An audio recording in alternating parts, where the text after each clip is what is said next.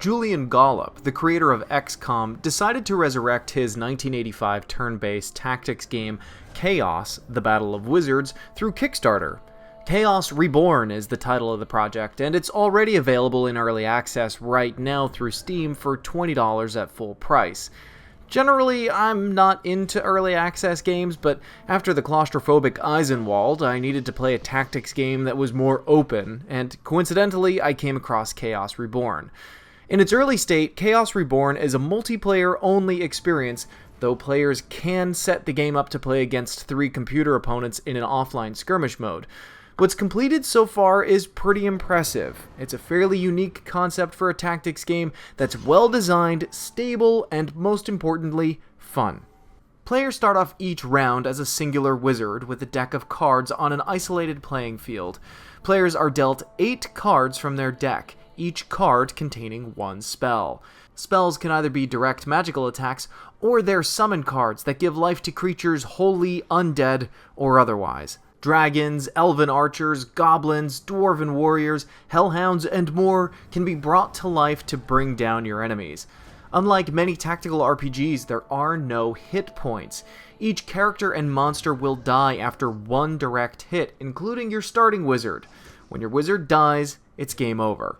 But landing hits is never guaranteed. Each monster and wizard have different stats, so the possibility of landing an attack depends on attack versus defensive power. Of course, environmental bonuses and penalties come into play if you're attacking from a distance or from a higher or lower elevation. And there's even bonuses to species and alignments, so there's some good strategy that comes into play here. There are even 2 ways to summon creatures. You can create a creature illusion that will work 100% of the time, that can attack and kill like a standard monster. But if an enemy wizard casts Disbelieve on that creature, it's an instant kill, and the enemy wizard gains an extra turn. Summoning a real creature comes at a risk of complete spell failure. Every creature summoned to the playfield can make or break a round, so it's important to weigh risk versus rewards even when starting the game.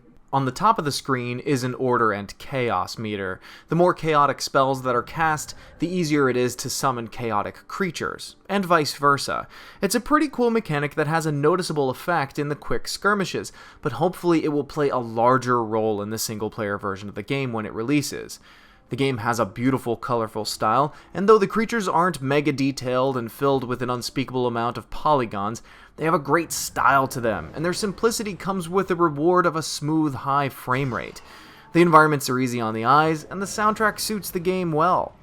Though it's not available yet, Chaos Reborn is looking to launch with an RPG mode where you can build up your wizard and customize their loadout, and that's what I'm officially excited for. I can't wait to see what type of gameplay that will come with.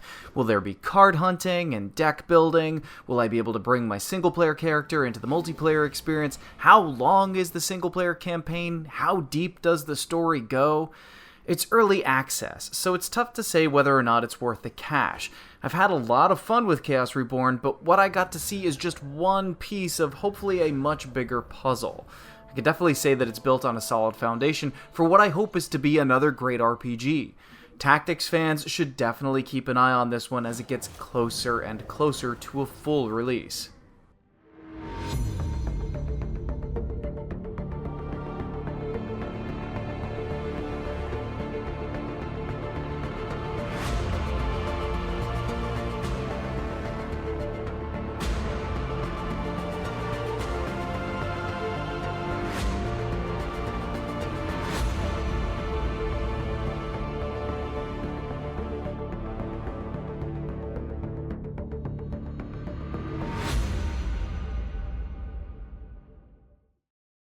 This video is made possible through generous fan donations on Patreon.